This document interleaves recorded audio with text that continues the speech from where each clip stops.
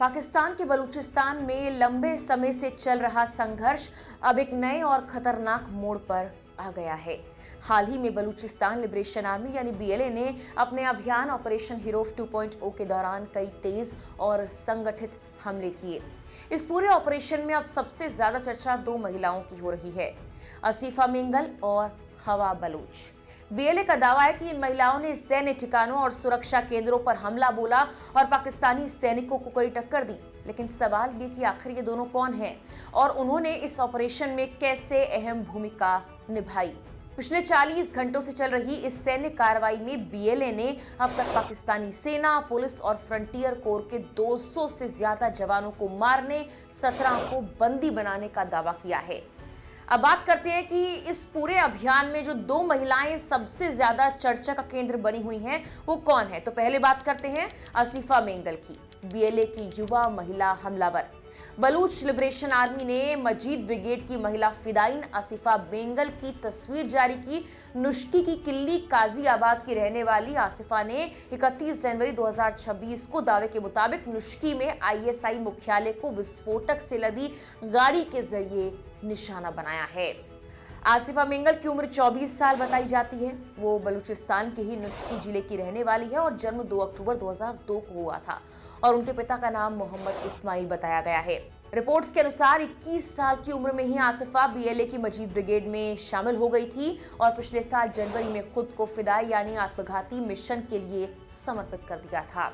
BLA ने उनकी तस्वीरें भी जारी की जिसमें वो सैनिक वेशभूषा में दिखाई देती हैं। इसे उनके प्रतिरोध के प्रतीक के रूप में पेश किया जा रहा है। हालांकि पाकिस्तान की सरकार ने बीएलए के दावों को खारिज किया है, लेकिन माना कि प्रांत में भारी लड़ाई तो हुई थी।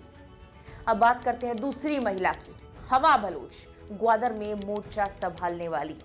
इसके अलावा संगठन ने ऑपरेशन हेरोफ के तहत ग्वादर फ्रंट पर तैनात फिदाइन हवा बलूच उर्फ द्रोशम का एक वीडियो भी जारी किया है, जो उसकी मौत से 12 घंटे पहले रिकॉर्ड किया गया था।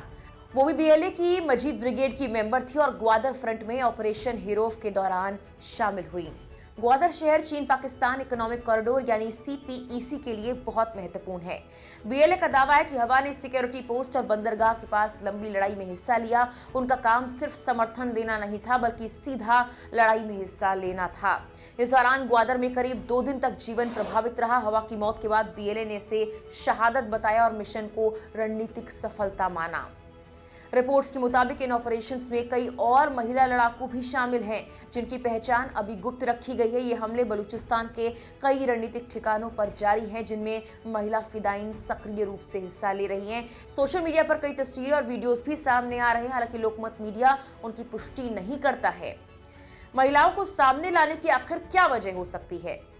बीएलए ने महिलाओं को अपने सबसे खतरनाक हमले करने वाली टीम में रखकर परंपरागत युद्ध के नियमों को चुनौती दी है। कुछ लोग मानते हैं कि इसका उद्देश्य पाकिस्तान पर मानसिक दबाव बढ़ाना और विश्व का ध्यान भी खींचना है कि बलूचिस्तान क्या झेल रहा है और कैसे वो आगे बढ़ रहा है। संगठन के वीडियोस में महिलाएं ये कहती है कि पाकिस्तान की सरकार बलूच महिलाओं और परिवारों को लंबे वक्त से निशाना बना रही है। इसे बदला और प्रतिशोध बताकर पेश किया जा रहा है। इससे ये साफ है कि बीएलए सिर्फ स्थानीय संघर्ष नहीं बल्कि बड़ी विचारधारा की लड़ाई का संदेश भी देना चाहता है। ऑपरेशन हिरोफ 2.0 क्या है ये भी आपको हम बता देते हैं। बीएलए का कहना है कि इस ऑपरेशन में लड़ाकों ने सुरक्षा केंद्रों और रणनीतिक जगहों पर संगठित हमला बोला। वहीं दूसरी ओर पाकिस्तान की सरकार का कहना है कि 145 आतंकियों को मार गिराया गया है और अपने 17 जवानों को सरकार ने खो दिया है। जहां पाकिस्तानी सरकार ने इसे बड़ी सफलता बताया, वहीं बीएलए इसे अपनी सबसे प्रभावशाली मुहिमों में से एक मानता है। बता दें कि पाकिस्तान में अब बीएलए हमलों का तरीका और प्रभाव दोनों बदल रहा है।